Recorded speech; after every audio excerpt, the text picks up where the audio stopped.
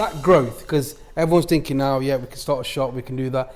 Talk us about the growth and the challenges in growing that to a mega business. Right, yeah, so it was one day at a time, and it was like we was looking all the time. We were restless. Yeah. We wanted more and more and more. And when I say more and more and more, the customers drove it, because they used to come in and say, do you have this brand? And it's like, no. And in those days, you've got to be established to have like Silver Cross. And it took us 5 years.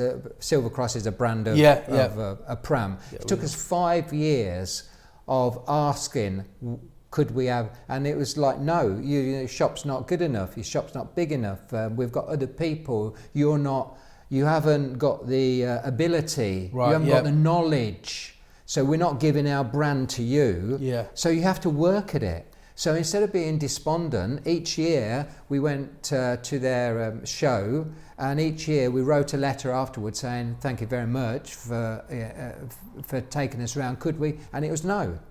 And it was like, you have to court these people, and so that after 5 years, somebody in Peterborough closed down, and we got that. But it was that times 150 times, because we was wanting everybody's brands, and you had to become the best. You had to partner with these people and say, I will sell your product properly, I will display it properly, I will pay my bills, I will do everything you want me to do.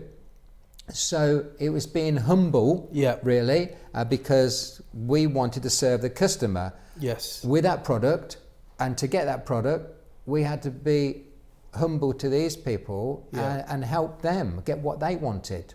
So we was fighting all the time with ourselves to improve ourselves. And we used what is nowadays called the Kaizen method, one small step at a time. Well, I was using that like 40 years ago, one small step at a time. Because when you go into your business at 8 o'clock in the morning and then you close the door at 6 o'clock at night, your business should have changed in some form or other. Even if it's just one little thing, it should have changed, because if it doesn't change, you're stagnant. And somebody else, some other business has changed, and they're taking your business away from you, and you don't even know who it is. And so therefore our business had to change. We had to be better than we was yesterday. We had to treat the customer better. We had to get more products in. We had to give better service. And this was day after day after day. And of course, then we had to be innovative. Like, how do you get the customers in, right? How does one shop, I mean, this is after the third shop. How do you get customers to come from 2, 3, 4 hours away? Mothercare was doing it with putting a shop in every village, every town, and we tried that, and we got up to 3 shops. And Marilyn and I didn't like it, because the thing was, we decided we'd work together. When you get 3 shops, you're working apart. So the model had broken.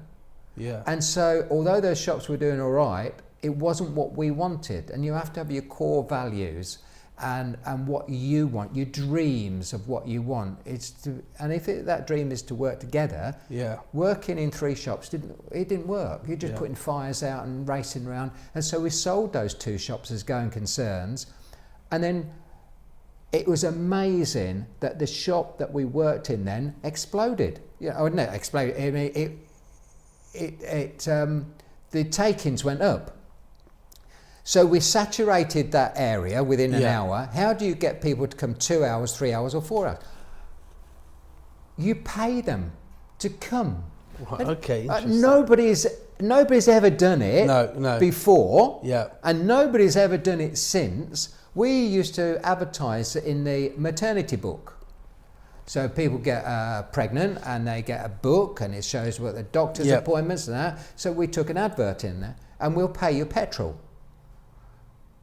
With no, you don't have to buy anything. Yeah, just pay. You don't have to buy anything because we were now confident salespeople. We were now confident. We'd got all the brands. Yes. So when people used to come in, we had their wives as salespeople for us, mentally, because the husband would go, why would I go from Derby, for instance, it's only 1.5 hours, why would on a Saturday, when I could watch football or whatever, why would I go to Peterborough to look at a pram and come all the way back? And go, okay, so we appealed to the lady, because we got all the brands that she wanted, and everything, the biggest, best display, and she'd got to appeal to her husband. You can get it. You get your petrol paid, free. You don't have to buy anything. And he goes, oh, I thought I'd have to buy something. No, you take me down there. Get your petrol paid. We don't have to buy anything.